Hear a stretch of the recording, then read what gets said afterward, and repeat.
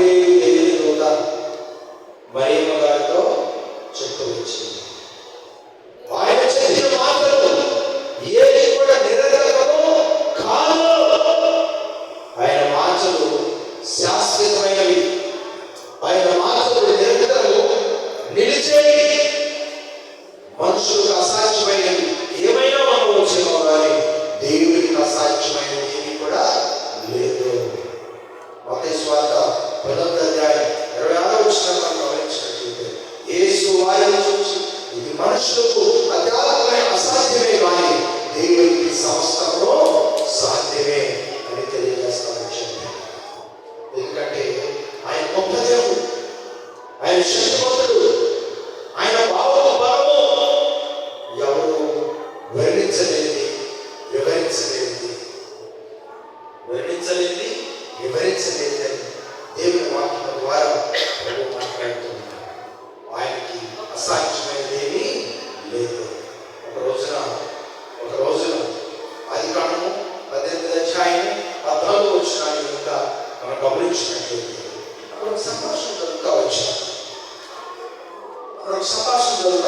అద్భుతమైన సంభాషణ. ఏంటి అద్భుతమైన సంభాషణ? ఆదికాండము 18వ అధ్యాయం 14వ వచనాన్ని మనం ఇక్కడ గమనిద్దాము. యెహోవాకు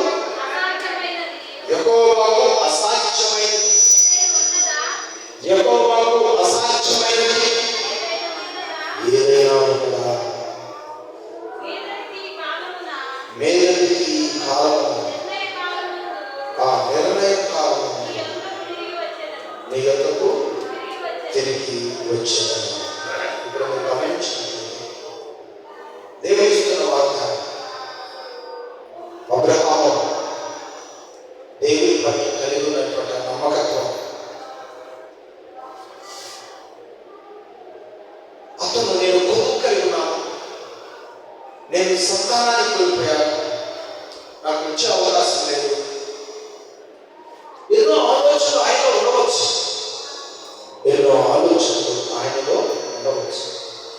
ఈ ఆలోచనలు ఆయనలో ఉన్నప్పటికీ కూడా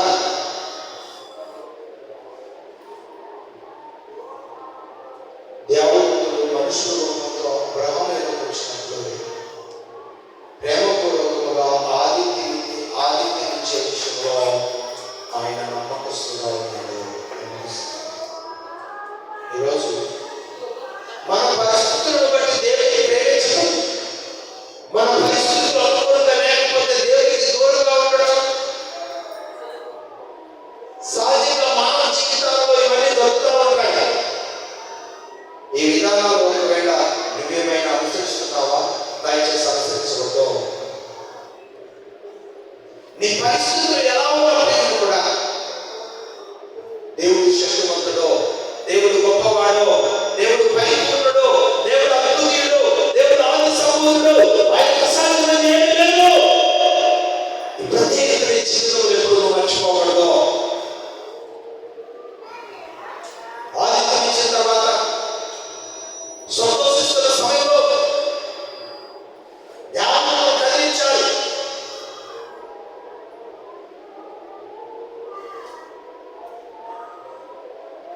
దేవదూతలు ఒక ప్రత్యేకమైనటువంటి ఆలోచన విధానాన్ని కలిగి ఉన్నారు. తెలుసు, ఆయన అన్నీ తెలుసు. చెప్పకపోయినా మనుషుల పరిస్థితులు వాడికి అన్నీ తెలుసు. ఎంత విశ్వాసంతో, ఎంత ఆప్యాయతో అబ్రహాము మాకు చక్కని పరిచర్య చేశాడు. ఆయన తిని రాయలు పెడదాం అనుకోలేదు. అబ్రహాము ఏ సమస్యలో ఉండి, ఏ పరిస్థితుల్లో ఉండి దేవదూతలకు పరిచర్య చేశాడో దేవదూతలు గ్రహించాడు. గ్రహించి తృప్తిగా భోజనం చేసిన తర్వాత 9వ వచనంలో వారు అతనితో నీ భార్య అయిన శారా ఎక్కడ ఉన్నదని అడగగా అతడు అదిగో గుడారంలో ఉన్నదని చెప్పాడు. వినండి, నీ భార్య అయిన శారా ఎక్కడ ఉన్నది అని అడిగింది. నీ భార్య అయిన శారా ఎక్కడ ఉన్నదని అడిగితే ఎవరు అడిగారా? ఎవరు అడిగారు? ఎవరు అడిగారు? ఎందుకు అడిగారు? అబ్రహాము పట్ల, తన భార్య పట్ల దేవుడికి ఒక ప్రణాళిక ఉంది. మరి మనకు కూడా ఒక ప్రణాళిక ఉంది. ఏంటా ప్రణాళిక? మేలులోనైనా, కీడులోనైనా, దుఃఖంలోనైనా, సంతోషంలోనైనా దేవునికి మహిమార్గంగా జీవించడమే మన ప్రణాళిక. మన పరిస్థితిని ఆయన ఇష్టమైన విధంగా నడిపించడం ఆయన ప్రణాళిక. ఏమంటేనా మన ప్రణాళికలను మనం ఎంచుకొని దేవుని ప్రణాళికలను నిర్లక్ష్యపరిచినట్లయితే ఎవరు నష్టపోతారు? ఎవరు నష్టపోతారు? మనమే నష్టపోతాం. అందుకే మన ప్రణాళికలను ఎప్పుడు ముందుంచకూడదు. దేవుని ప్రణాళికల కొరకు ఎదురు చూస్తూ ఉండాలి. మనం దగ్గర దేవుని సన్నిధిలో నమ్మకస్తులుగా ఉండాలి. కొంతమందికి మేలు జరిగినప్పుడేమో దేవుని సన్నిధికి పోగొట్టాలి. అనుకునేది జరగకపోతే నాకు నీరసంగా మరి ఈరోజు చర్చికి అంటారు. అంటే ఇంతలో కనపడి అంతలో మాయమైపోయే నీకే 60 సంవత్సరాల జీవితం తర్వాత ఏమైపోతామో తెలియదు మనకే ఇంత పట్టుంటే శాశ్వతమైన దేవుడికి ఇంకెంత పట్టుంటారు. కానీ మనం పట్టుకున్న పట్టే దేవుడు పట్టుకుంటే ఈ ప్రపంచంలో ఎవరైనా బతకగలరా? ఎవరు బతకలేదు. అందుకే మనుషుల స్వభావాలు మార్పు రావచ్చేమో కానీ దేవుని స్వభావాలలో ఎప్పుడు మార్పు రాదు. ఆ మార్పు రాని దేవుని బిడ్డగా నీవు జీవించడానికి సమర్పించుకున్నావు. ఎట్టి పరిస్థితుల్లో వెన్నుకంజ వేయకుండా నీ నమ్మకత్వాన్ని ముందుకు నడిపించుకుంటూ ఉంటే దేవునికి ఇవ్వాల్సిన సమయం, దేవునికి ఇవ్వాల్సినవి, పరిస్థితులన్నింటినీ కూడా నువ్వు నమ్మకంగా ఇస్తూ పోతే నీ వెనుక నీకు ఏం కావాలో నువ్వు అడగకముందే నిన్ను అడిగి మరి నీకు సిద్ధపరచగలిగే దేవుడు మన ప్రభువైన యేసు క్రీస్తు. అబ్రహాము అడిగాడా? నాకు పిల్లలు లేరని ఆ సమయంలో అడగల. కానీ తృప్తిగా భోజనం చేసిన తర్వాత నీ భార్య అయినా శారమ్మ ఎక్కడ ఉంది అని ఎవరు అడిగారు? దేవదూతలు అడిగారు. ఆ తర్వాత నెక్స్ట్ మాట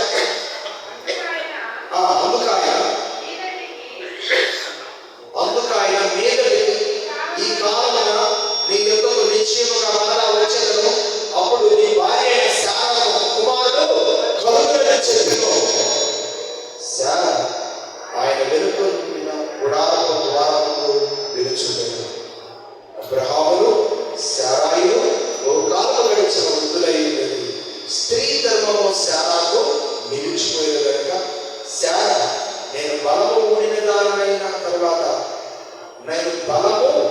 దానినైన తర్వాత నాకు సుఖము కలుగునా? నా యజమానుడు వృద్ధుడై ఉన్నాడు కదా అని తనలో నవ్వు కలిగింది.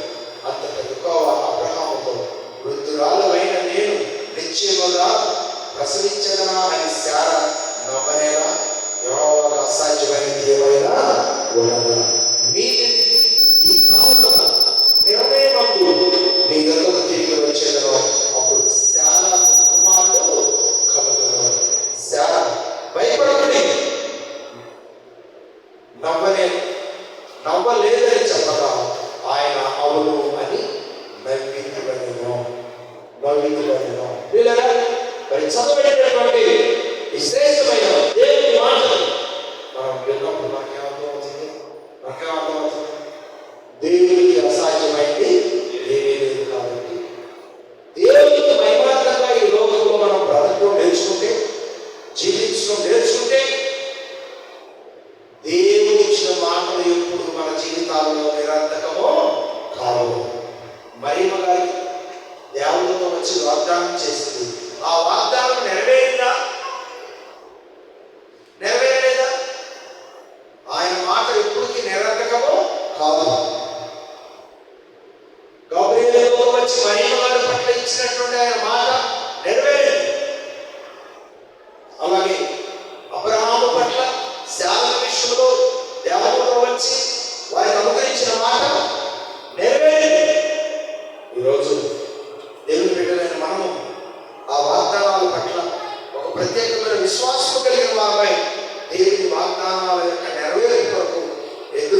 వారుగా ఉండాలని దేవుని పేరట నేను మీకు తెలియజేస్తా ఉన్నాను. కాబట్టి ప్రియులారా, మరి దేవుని బిడ్డలంగా ఈ లోకంలో మనం జీవిస్తున్నప్పుడు మన ఆలోచన విధానాలు ఎలా ఉన్నాయి? నీ జ్ఞానమే గొప్ప అనుకుంటున్నావా? నో, నీ జ్ఞానం ఎప్పుడు గొప్ప కాదు. ఏబు గ్రంథము 13వ అధ్యాయము, ఏబు గ్రంథము 13వ అధ్యాయము 2వ వచనం. ఏబు గ్రంథము 13వ అధ్యాయము 2వ వచనం ఏమంటున్నాడు? నీకు తెలిసినది నాకు తెలుస్తుంది, నేను మీకంటే తక్కువ జ్ఞానం గలవాడను కాదు. ఏమంటున్నాడు? మీకు తెలిసినది నాకును తెలిసే ఉంది, నేను మీకంటే తక్కువ జ్ఞానం గలవాడను కాదు. అయినప్పటికీ దేవుడు నన్ను ఎన్ని శ్రమలకు అప్పగించినా, ఎన్ని ఇబ్బందులకు అప్పగించినా నేను నమ్మిన దేవుని పాదాలు విడిచిపెట్టాను. కానీ లోకరీతిలో నేను మీకంటే జ్ఞానవంతుడే, మీరు మార్గాలు నేర్చుకున్నట్లుగా మనసు మార్చుకున్నట్లుగా నేను మార్గాలు నేర్చుకుని మనసు మార్చుకునే వ్యక్తినైతే నేను కాదు. నా పరిస్థితి ఎలా ఉన్నా నేను నమ్మిన దేవుని కొరకు నమ్మకంగా బ్రతుకుతాను. నా పట్ల దేవుడు ఏ కార్యం చేయాలనుకుంటున్నాడో ఆ కార్యాన్ని ఖచ్చితంగా నెరవేరుస్తాడు అనే నమ్మకం కలిగిన వ్యక్తి ఎవరో? భక్తుడైన యోబు గారు. యోబు గారు ఏమన్నాడు? నీకంటే నేను జ్ఞానం కలిగిన వాడిని, అయినప్పటికీ కూడా నేను ఎవరు మాట్లాడబడ్డాను? నేను ఎవరు మాట్లాడబడ్డాను? నేను దేవుని మాట్లాడబడ్డాను. నా శరీరానికి శ్రమ వచ్చినా, నా భార్య, నా బిడ్డలు, నా యాదాస్తి నా యొక్క తొలగిపోయినా నేను ఎందుకు మౌనంగా ఉండి దేవునికి మహిమాత్మకంగా అడుగులేస్తున్నాను తెలుసా? నేను ఎందుకు దేవుడిని దూషించట్లేదో తెలుసా? నేను ఎందుకు దేవుని మాటలు తిరస్కరించట్లేదో తెలుసా? ఈరోజు దేవుని మాటలు తిరస్కరించే వ్యక్తిగా ఉన్నావా? అయితే నీ జ్ఞానాన్ని ఉపయోగిస్తున్నావు. అర్థమైంది ఈ మాట? దేవుని మాటలు తిరస్కరిస్తే నీ జ్ఞానాన్ని ఉపయోగించుకోవాలి. దేవుని మాటలు లోబడితే అనుసరించడానికి నువ్వు ఎప్పుడు ఇష్టపడతావు. నువ్వు అనుసరించలేదు, అవమానిస్తున్నావంటే నువ్వు ఏ జ్ఞానాన్ని అప్లై చేస్తున్నావు? నీ జ్ఞానాన్ని అప్లై చేస్తున్నావు. మరి ఏవు తన పరిస్థితులు మారినప్పుడు తన జ్ఞానాన్ని ఉపయోగించాడా? ఏవు ఉన్నతమైన ఆశీర్వాదంలో ఉన్నప్పుడు తన జ్ఞానాన్ని ఉపయోగించాడా? నో. దేవుడిపై ఆధారపడి అడుగులు వేయడం నేర్చుకున్నాడు. దేవుని కార్యాలు తగిన సమయం వచ్చినప్పుడు ఏవు పట్ల నెరవేర్చబడ్డాయి. అలాగే ప్రియులారా, మన జీవితాల్లో కూడా తగిన సమయం వచ్చినప్పుడు దేవుడు అద్భుతమైన కార్యాలు జరిగించాలంటే దేవుని మాట వినే బిడ్డలుగా మనం ఉండాలి. అనుమానంతో కూడిన ఆలోచనలు దేవుని దగ్గర మనం కలిగి ఉండడానికి ప్రయత్నము చేయాలి. దేవతలు వచ్చి తృప్తిగా భోంచేసి, శారా నేను ఈ గడపలు ఇవ్వబోతున్నాను, ఒక కుమారుని ఇవ్వబోతున్నానంటే ఆమె నవ్వి, నేను ముసల్దాన్ని అయ్యాము, నా యజమాని ముసలుడయ్యాడు, అలా మాకు పిల్లలు పుడతారా అని ఏవేవో ఆలోచన చేస్తా ఉన్నప్పుడు దేవునికి అసాధ్యమైనది ఏమైనా ఉన్నదా? మనం ఈ స్థితిలోనే ఉన్నాం, ఈ స్థితిలో నుంచి పైకి రామా అని ఏవో ఆలోచనలు ఉంటాయి. ఈ స్థితి అయిన దేవుని పాదాలు పడుతున్నావు కాబట్టి తగ్గిన సమయం వచ్చినప్పుడు దేవుడు నిన్ను పైకి లేవనెత్తుతాడు. దేవునికి స్తోత్రం. హల్లెలూయా. ఆ అనుభవాలలో మనం ఎంచుకున్న దేవుని మార్గంలో నమ్మకంగా నిలిచినట్లయితే దేవుని ప్రణాళికలు మనము ఆవరిస్తాయి. ఆ సంకల్పంలో మనం నిలిచిదానికి ప్రభు సహాయం చేస్తారని మరి ప్రభు గారు నేను తెలియజేస్తా ఉన్నాను. అలాగే దేవుని సంకల్పం, దేవుని ప్రణాళిక తగిన కాల సమయం వచ్చినప్పుడు తప్పకుండా నెరవేరుతుంది అనే ఒక గొప్ప నమ్మకంతో అన్యుడైన అబ్రహాము దేవుని కూడా నమ్మకంగా జీవించాడు. దేవునికి స్తోత్రం. అలాగే దేవుని సన్నిధిలో నమ్మకంగా మనం ముందుకు కొనసాగాలి. దేవుని సన్నిధిలో వచ్చిన తర్వాత రంగులు గారు కూడా ఈరోజు బర్త్డే, మరి అన్నిడిగా ఉన్నప్పటికీ మరి దేవుని సన్నిధిలో ఆయన పాదాలు వచ్చిన తర్వాత దేవునికి మహిమార్గంగా జీవించడానికి తన కళ్ళ ముందు ఉన్న కుటుంబాన్ని గొప్పగా చూసుకుంటూ, కుటుంబాన్ని బట్టి సంతోషిస్తూ, ప్రభువా నా జీవితకాలం అంతా నేను స్తుతిస్తూ మీ సన్నిధిలో గడిపే భాగ్యం నాకు దయచేయమని ఆసక్తిగా ప్రభు సన్నిధిలో అడుగులు ముందుకు వేయడంలో వస్తా ఉంటే చాలా సంతోషంగా. కొన్నిసార్లు పుట్టు క్రైస్తవులుగా ఉన్నటువంటి వారికి కొన్నిసార్లు విశ్వాసం వస్తాయి, కొన్నిసార్లు అవిశ్వాసం వస్తుంది. కానీ అన్యులుగా ఉండి ప్రభువులోకి వచ్చిన వారు మాత్రం ఎదురు దేవునితో నమ్మకంగా అడుగులు ముందుకు వేసేవారిగా ఉంటారు. వారిలో మన ముందు ఎవరున్నారు మన ముందు? వారిలో నారాయణ గారు ఉన్నారు. దేవునికి స్తోత్రం. కాబట్టి మరి దేవునికి భక్తి కలిగి జీవించే విధానంలో ఒక సమర్పణ కలిగి ఉన్నాడు. మరి కొన్ని సందర్భాల్లో కొంచెం ఒడిదుడుకులు ఎదుర్కొన్నప్పటికీ, ఇక పరిస్థితులు ఎలా ఉన్నప్పటికీ నా దేవుని కొరకు నేను నమ్మకంగా జీవిస్తానని సమర్పించుకున్న సమర్పణ తన జీవితాల్లో కొనసాగాలని దేవుని పేరు మనం ఆశిద్దాం. మరి ఈరోజు బర్త్డే చక్కగా ఇప్పటి వరకు దేవుడు ఇచ్చిన ఆయుష్ ఆరోగ్యాన్ని బట్టి దేవుని వందనాలు చెల్లిస్తున్నాం. మరి 165వ కీర్తన 12వ శాతం ప్రకారం మరి సంవత్సరం దయాకిరీటాన్ని దేవుడు నీకు మెండుగా అనుగ్రహించుగాక. 127వ కీర్తన ప్రకారం దేవాన్ని దేవుడు నిన్ను, నీ కష్టాన్ని, నీ భార్యని, నీ బిడ్డలను, నీ కుటుంబాన్ని దేవుడు నీ భక్తిని బట్టి వారిని ఆశీర్వదిస్తుగాక. కాబట్టి పిల్లరా, దేవుడితో వచ్చి మహిమగా చెప్పిన మాటలన్నీ కూడా తన హృదయంలో భద్రం చేసుకుంది. తగిన కాల సమయం వచ్చినప్పుడు ఖచ్చితంగా నెరవేరుతాయి. దేవుని మాటలు ఎప్పుడు ఎన్నడూ నిరర్థకము కావు. ఆ వాగ్దానాన్ని మరియమ్మ నమ్మింది. దేవుని మహిమ కొరకు ఆమె ఆనందాన్ని అనుభవించింది. చూడండి, ఒకసారి 2వ మాట చదివి ప్రార్థన చేసుకుందాం. లోకాసు వార్త 1వ అధ్యాయంలో ఉన్నటువంటి ఇప్పుడు మనం చదువుకున్న మాట తర్వాత మాట చదువుకుందాం.